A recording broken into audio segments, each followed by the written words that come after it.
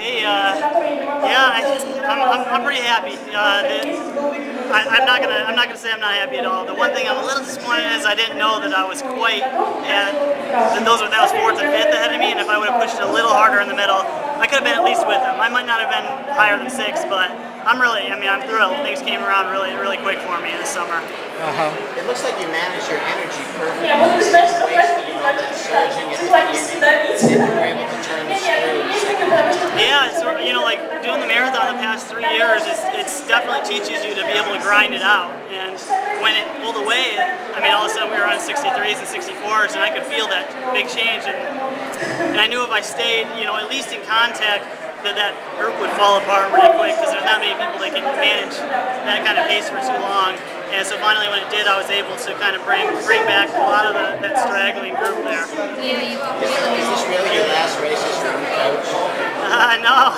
Alberto gets a lot of credit for this one because he's been the last 7 weeks has been awesome. I really enjoyed the change, and I can tell the difference right away. I've had a lot of revitalization into my running. I feel so much more excited than I have in so long.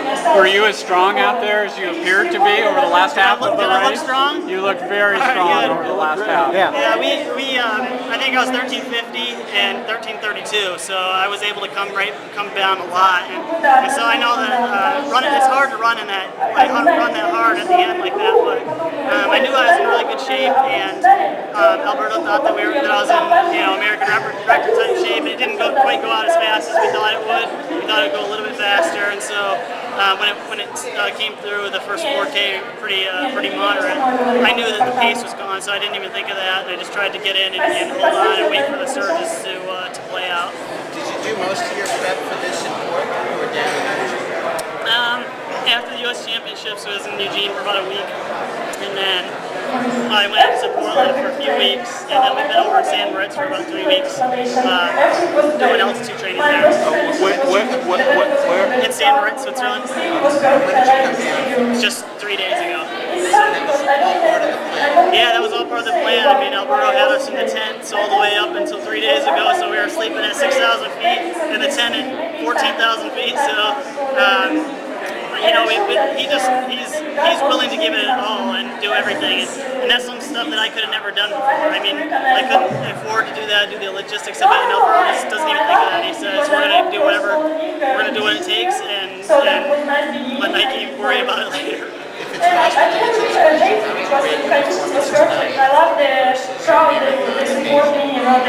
I think I did better here, to tell you the truth, because I think while I ran very good in Beijing, I had some problems too.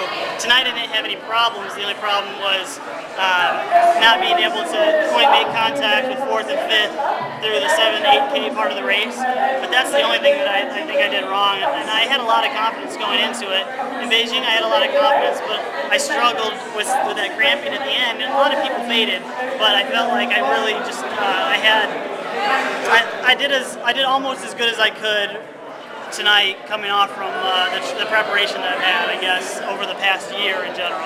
You passed Galen with about 7.5 laps to go.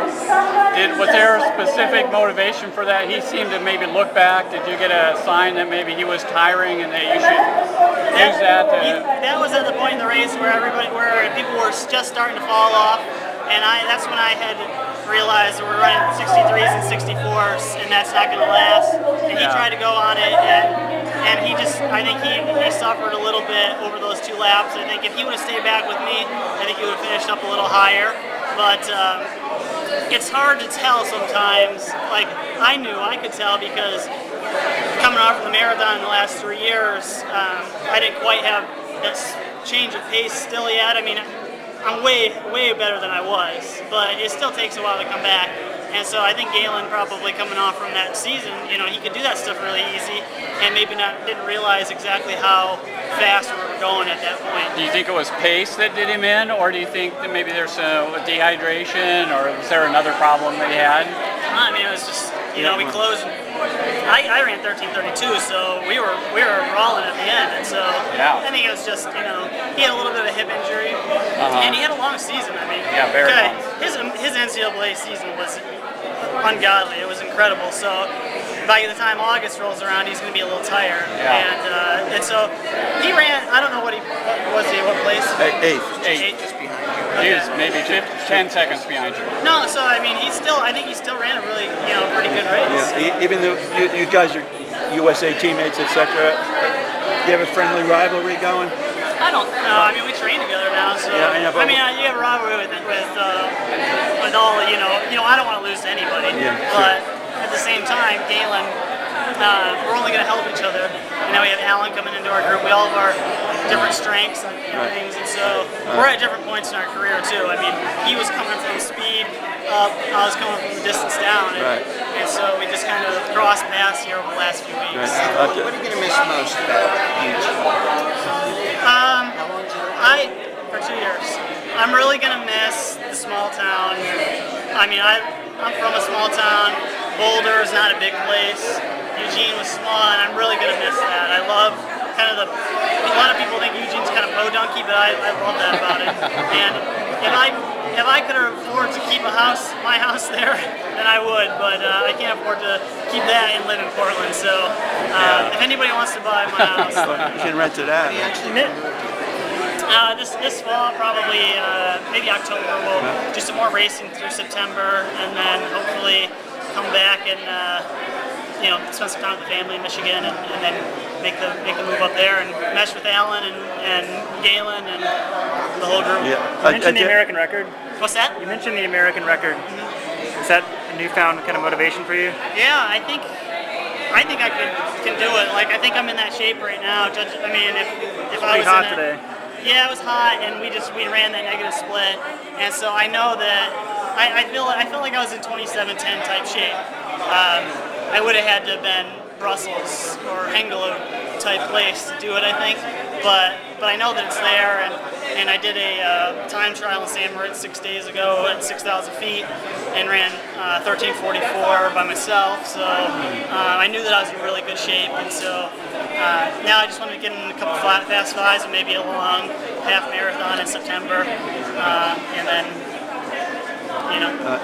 take a Dathan does beating every guy in the world except a few guys from East Africa or the Gulf. Does that mean anything to you? Well, I'd like to beat those guys too. You're the champion of the rest of the planet. Well, I don't want to. Craig Montremage used to say, I hate being called the best white guy in the world, and I don't want to have to think of it like that either. No.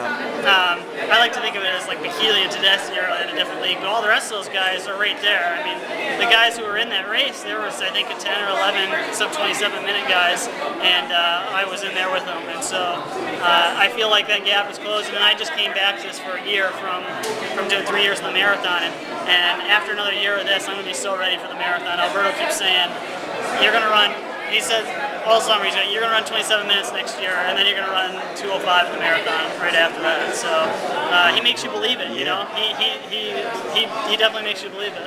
You said the altitude tents. Has anything else changed besides that with the training, like the actual workouts? The training is definitely different than stuff I've done in the past. There's a lot more recovery time, but I was doing intervals that I haven't done since I was with Mark at CU. I mean, fast quarters and 56 and things like that. But you were never so far away from, like, I did a 20-mile run at 5:30 pace before we left for San Moritz too, so it's always right there. He says, I don't want you to ever be more than a couple weeks out of being able to be right in marathon training, but also a couple weeks out of being able to go down and run a fast 3K either. So that's the biggest difference with what I've done with Brad in the past. Will you do a marathon this fall? No, not unless Mary wants to pay me a lot of money. We're always ready. You don't have one definite, then